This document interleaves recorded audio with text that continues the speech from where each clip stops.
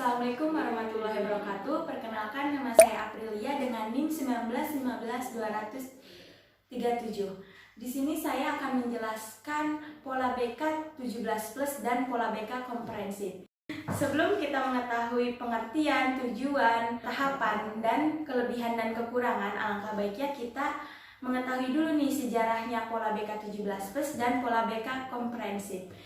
Nah, pola BK 17+ sejarahnya yaitu pertama ada lahirnya pola 17, di mana pelaksanaan bimbingan dan konseling di sekolah diselenggarakan dengan pola yang tidak jelas. Ketidakjelasan pola yang harus diterapkan itu kemudian berdampak buruk kepada citra bimbingan dan konseling, sehingga melahirkan miskonsepsi terhadap pelaksanaan bimbingan konseling itu sendiri. Berbagai kritikan mulai muncul sebagai wujud kekecewaan atas kinerja guru pembimbing sehingga terjadilah kesalahpahaman. Nah, apa sih yang menyebabkan pola ini tidak jelas? Yang menyebabkan pola BK 17 ini tidak jelas yaitu belum adanya hukum. Semangat guru yang bukan pada bidangnya itu menjadi guru bimbingan penyuluhan.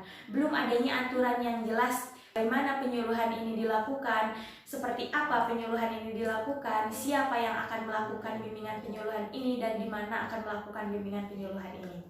Nah, yang kedua, lahirlah pola BK 17. Surat keputusan Kemendikbud, langsung aja kan Kak?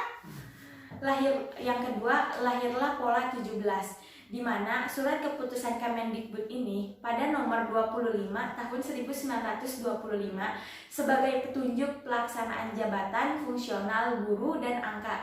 Terdapat hal-hal yang substansional di mana bimbingan penyuluhan diganti dengan bimbingan dan konseling.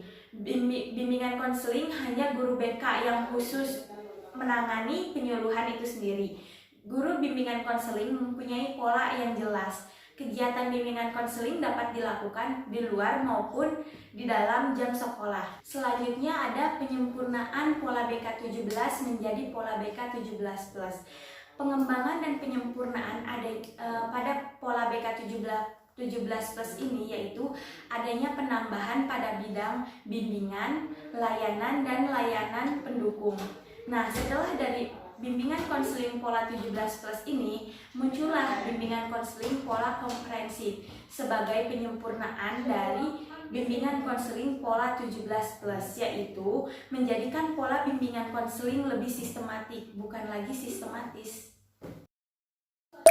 Selanjutnya ada pengertian pola BK 17+ dan pola BK komprehensif, di mana pola BK 17+ adalah pemberian bantuan kepada peserta didik atau siswa melalui 6 bidang bimbingan, 9 bidang layanan, dan 6 bidang layanan pendukung yang sesuai dengan norma yang berlaku.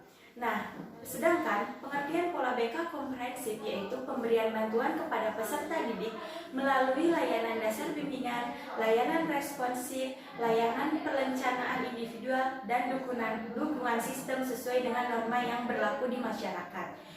Ada juga tujuan, yaitu di mana tujuan antara pola BK 17+ dan pola BK komprehensif ini sebenarnya sama, yaitu membantu peserta didik dalam mengenali kemampuan, minat, bakat, serta dapat memilih dan menyesuaikan diri dengan kesempatan pendidikan dan merencanakan karir yang sesuai dengan tuntutan pekerjaannya. Perbedaannya pada pola BK komprehensif yaitu di mana tujuan pada pola BK komprehensif ini dapat mengembangkan lagi pola BK 17+. Selanjutnya ada tahapan pola BK 17+ yaitu ada 17, yaitu terdiri dari 6 bidang bimbingan. Pertama, bimbingan pribadi, kedua bimbingan sosial, ketiga bimbingan belajar, keempat bimbingan karir, kelima bimbingan kekeluargaan, dan keenam bimbingan keagamaan.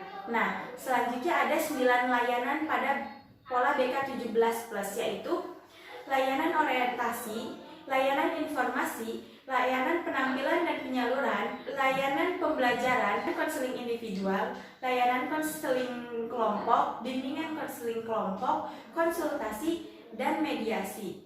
Nah, selanjutnya ada 6 layanan pendukung pada BK 17+, yaitu aplikasi instrumentasi, himpunan data, kompetensi kasus, kunjungan rumah, alih tangan kasus, terapi kepustakaan. Nah, tahapan pada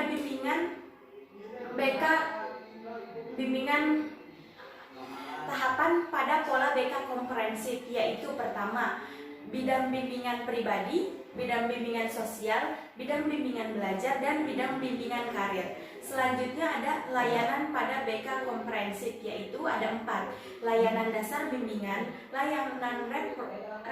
layanan responsif, layanan perencanaan, layanan individual, dan dukungan sistem. Selanjutnya layanan pendukung. Layanan pendukung pada BK komprehensif sama dengan pada layanan pendukung pada pola BK 17+, tidak ada bedanya. Selanjutnya ada kelebihan dan kekurangan pola BK 17+ dan pola BK komprehensif, di mana pada pola BK plus ini 6 bidang layanan bimbingan itu ada 2 yang tidak ada pada pola BK komprehensif, yaitu bimbingan kekeluargaan dan bimbingan keagamaan. Pada pola BK komprehensif yaitu tidak ada pola keagamaan dan pola kekeluargaan itu. Baiklah, mungkin itu saja yang bisa saya sampaikan. Kurang lebihnya mohon maaf. Wassalamualaikum warahmatullahi wabarakatuh. Dadah.